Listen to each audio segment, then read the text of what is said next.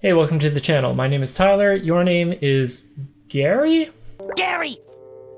Gary! Okay, so I want to start a bit of a new kind of series on the channel, and that is art reactions. But realistically what it is art appreciation.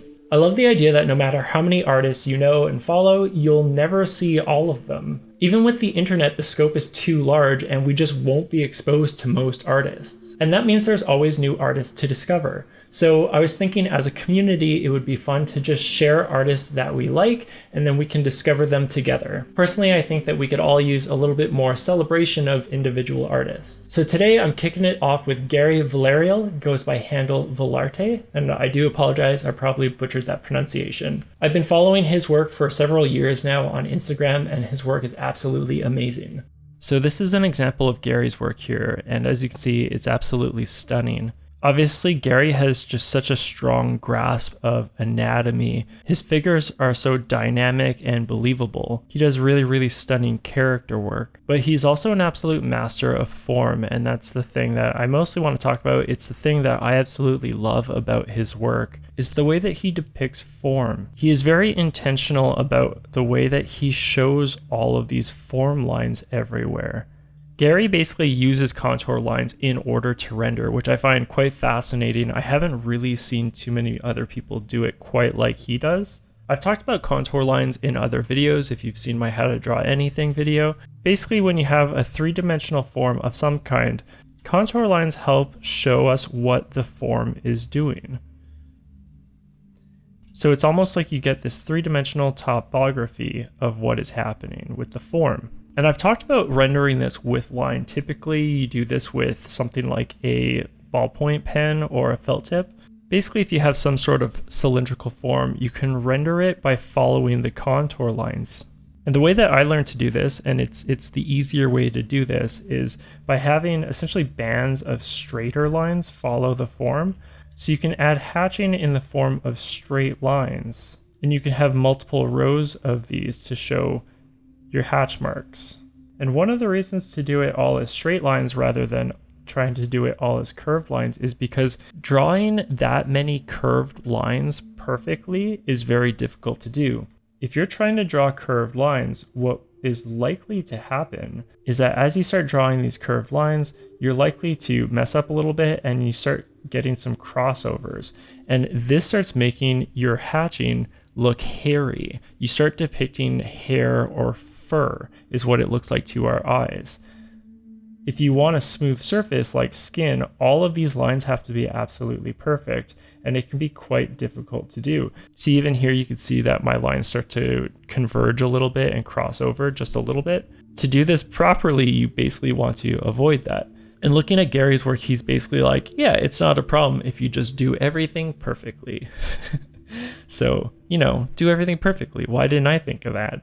But essentially what I'm getting at is the amount of skill and control that is required to do, hundreds, if not thousands of these lines to make an illustration. It really shows a mastery of this kind of stuff. I also think it's just a really interesting way to render. Like I said, I haven't seen too much of this, even though it seems like an obvious choice. I've seen things like this where people are doing sort of obvious topography type illustrations, and this comes across as a much more deliberate sort of thing. This is the entire point of this piece, is to show that topography.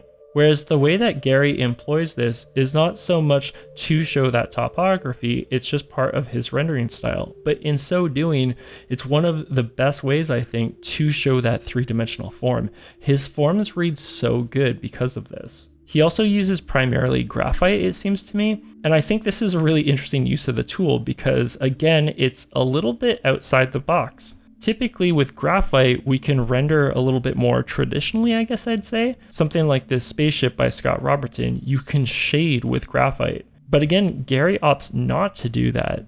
He's using graphite, which is really good for shading, but he's almost not shading with it. He's treating it like a much more deliberate tool, like a felt tip pen or a ballpoint pen. We do get some shading here, but he's really laying in those contour lines more thickly to get those darker values in there. You can see in this piece here exactly how much work those contour lines are doing and how deliberate it is.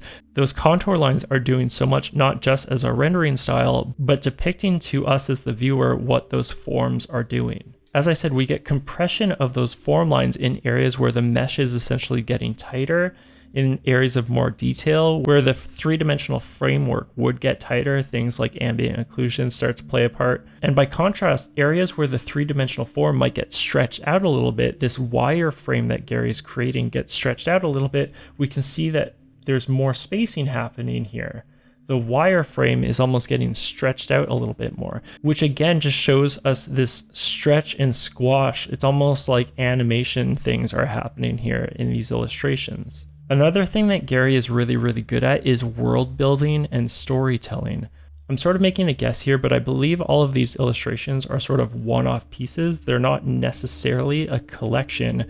However, there is a lot of continuity across all of his pieces. He's using a lot of almost tribal-esque designs and motifs in a lot of his pieces. And I think that really helps ground it. But there's these otherworldly, magical kind of vibes happening as well. These are sneak peeks into this world that he's creating, and it's these moments in these characters' lives that we're made privy to. Even if we don't get the full story, we get a glimpse as to what is happening, and we as the viewer are left to imagine what this character is like, what they're going through. We get to see the snippet of a moment in their life. There's clearly a story happening here. He's so good at hinting at what that story is, but we as the viewer become an active participant as we try to fill in the gaps, so to speak. Again, there's a magical wistfulness that's in a lot of the work, but because he's using enough details from real life, again, pulling from, different maybe clans or tribes or something, it really grounds the designs and the illustration. There's something almost Brian Froud-esque about a lot of Gary's pieces, but in a completely different way that is all Gary. Throughout all of the pieces, we get a great glimpse as to maybe what is happening, and it leaves us asking questions in a really interesting way.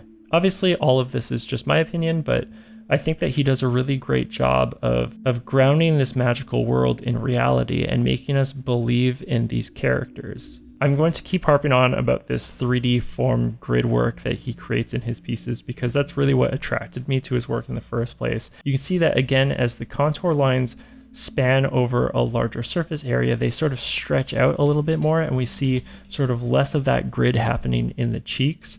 And then as it condenses in things like the eyelids, we get more density there. And look at this, as the child's arm is resting on the leg, it's pushing this skin up. So we get a little bit of like a fold happening there. That is absolutely amazing, and it is so clear to us by virtue of those contour lines. I think that's one of the things that Gary does so well is some of these illustrations can get pretty complex, but we're never guessing at what we're seeing. Everything is so clear. So of course Gary is fantastic at working in graphite, but he's also a great painter. So I hate him. That's a joke. His work is absolutely stunning, and he gets those same kind of vibes happening in his painting as well. So if you haven't seen his work before, I totally recommend go check him out.